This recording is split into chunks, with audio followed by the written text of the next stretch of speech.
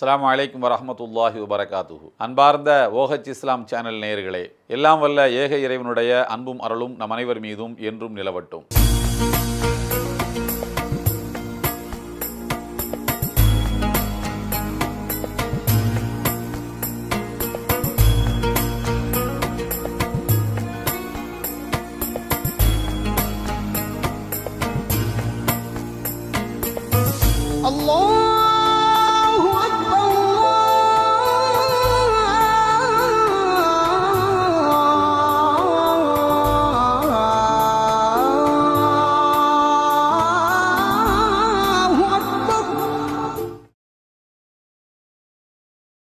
வழிகாட்டும் வான்மறை என்ற சிறப்பான இந்த தொடரில் இன்றும் உங்களை எல்லாம் சந்திப்பதில் மகிழ்ச்சி.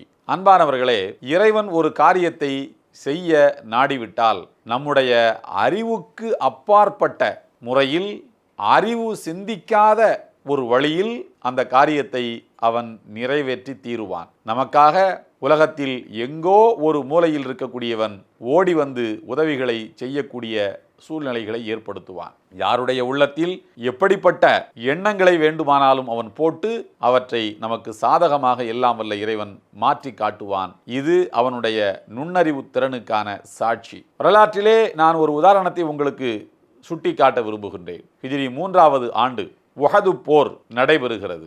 எதிரிகள் 3000 பேர், முஸ்லிம் இராணுவத்தில் 1000 பேர் இருந்தார்கள். அதன் பிறகு முஸ்லிம்கள் தோற்று போவார்கள் என்று கருதிய நயவஞ்சகர்கள் 300 பேர் மெதுவாக காலை பின்னே வைத்து விட்டார்கள். 700 பேர் முஸ்லிம் இராணுவத்தில் மீதம் இருந்தார்கள். 700 பேர் 3000 பேரோடு மோதி கொண்டிருக்கிறார்கள். எதிரிகள் ஆரம்பத்திலே தோற்று போனார்கள். எப்படி தோற்று போனார்கள்? 700 பேரால் முறையான பயிற்சி பெற்ற 3000 பேரை என்ன செய்திருக்க முடியும் என்று நினைக்கிறீர்கள்? நடந்தது ஒன்று. என்னவென்றால், முஸ்லிம்கள் எதிரணியிலே யார் அந்த அணியின் கொடியை தாங்கி பிடித்து கொண்டு போர்க்களத்திலே வந்திருக்கிறாரோ அவரை குறிவைத்து தாக்குகிறார்கள் முஸ்லிம் இராணுவத்தினர். கொடியை வைத்திருப்பவன் கீழே சாய்ந்து விட்டால் இன்னொருவன் வந்து அந்த கொடியை தாங்கி பிடிக்க வேண்டும். இதுதான் அந்த காலத்து போர் மரபு. அந்த கொடி தரையிலே வீழ்ந்து விட்டால் எதிரணி தோற்று போகிறது என்பதற்கான அடையாளம். அது ஒரு துர்ச்சகுனம் என்பது அவர்களின் நம்பிக்கை. கொடியை கையிலே பிடித்திருப்பவர் குறிவைத்து தாக்கப்பட்டார். கொடி கீழே சரிந்து விழ பார்க்கிறது.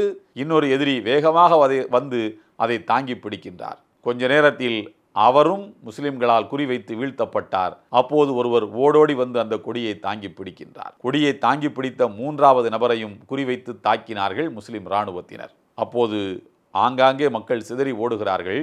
வேகமாக எதிரணியிலே பங்கேற்ற பாடல் பாடி தன் அணியை உற்சாகப்படுத்துவதற்காக வந்திருந்த ஒரு பெண்மணி அந்த கொடியை ஏந்தி பிடிக்கின்றார். இதுதான் அங்கே நடந்தது.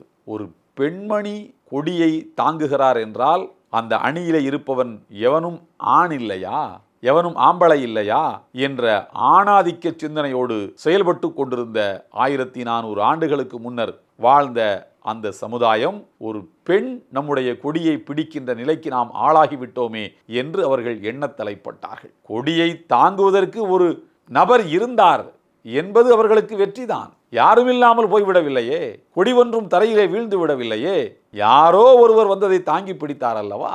ஆனால் அவர்களோ, ஆணாதிக்க சிந்தனை நிறைந்த சமுதாயத்தை சார்ந்த அந்த எதிரிகளோ, ஒரு பெண்ணால் நம் கொடி ஏந்தப்பட்டிருக்கிறது என்றால் நாமெல்லாம் என்ன ஆணாக இருந்து என்ன செய்ய என்று வெட்கத்தில் நாணத்தில் அவர்கள் அங்குமிங்கும் சிதறி ஓட ஆரம்பிக்கின்றார்கள். அன்பானவர்களே, நாம் சிந்திக்க வேண்டியது என்னவென்றால், உண்மையில் அவர்களுக்கு அங்கே தோல்வி வரவில்லை. ஆனால் அவர்கள் உளவியல் ரீதியாக தோற்று போய்விட்டார்கள். அவர்களுக்கு தோல்வியை கொடுக்க வேண்டும் என்று நாடிய இறைவன் எப்படிப்பட்ட தோல்வியை கொடுக்கிறான் பார்த்தீர்களா? முதலாவது உளவியல் தோல்வியை கொடுக்கின்றான். வரலாற்றிலே நான் இன்னொரு செய்தியும் நினைவூட்ட விரும்புகிறேன். இறை தூதர் யூசுப் நபி அவர்கள் ஒரு பொய்யான குற்றச்சாட்டில் சிறையில் அடைக்கப்பட்டார்கள். சிறையில இருந்து வெளியிலே வர வேண்டும், குற்றமற்றவன் நான் என்று நிரூபிக்க வேண்டும் என்று அவர்களுக்கு ஆசை இருந்தது. கிட்டத்தட்ட அவர்கள் 30 ஆண்டுகளுக்கு மேலாக சிறையில் இருந்ததாக ஒரு வரலாற்றை குறிப்பு கூறுகிறது. அவர்களை சிறையிலே இருந்து வெளியிலே எடுக்க வேண்டும் என்று இறைவன் நாடிவிட்டான். என்ன செய்தான்?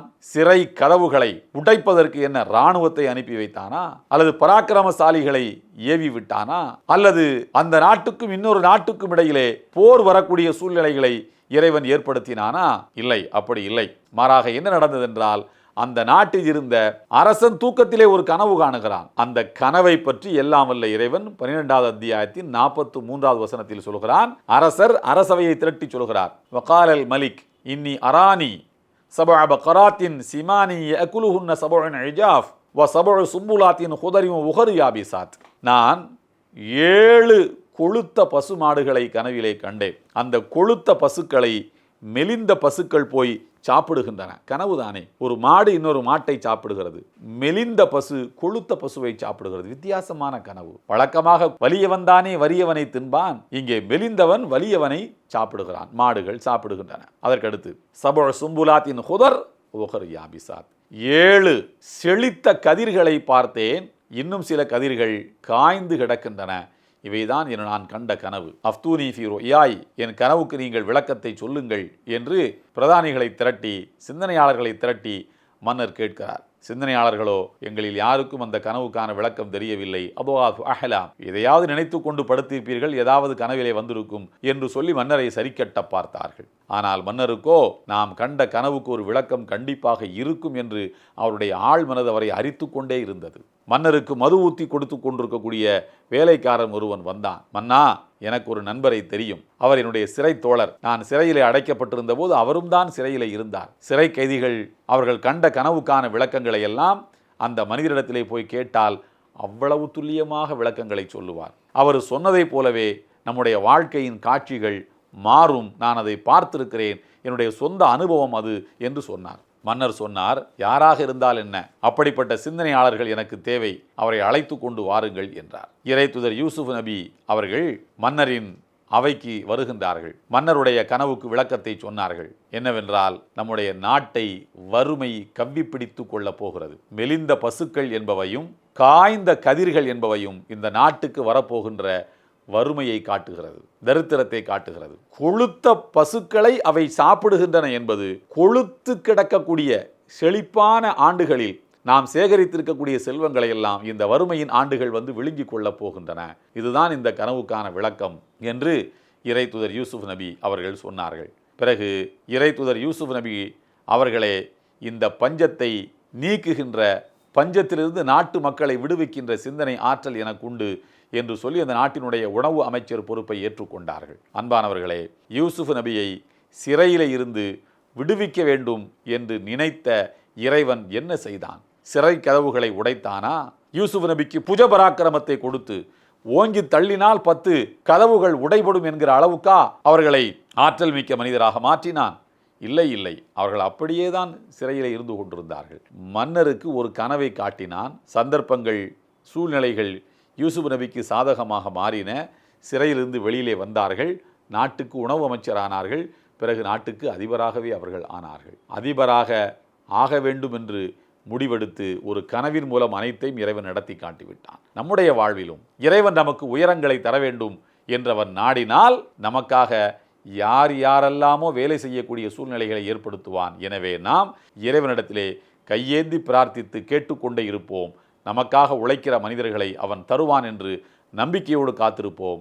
எல்லாம் வல்ல ஏக இறைவனின் அன்பும் அருளும் நம் அனைவர் மீதும் என்றும் நிலவட்டும். இந்த வீடியோ உங்களுக்கு பிடிச்சிருந்தா லைக் பண்ணுங்க, ஷேர் பண்ணுங்க, கமெண்ட் பண்ணுங்க.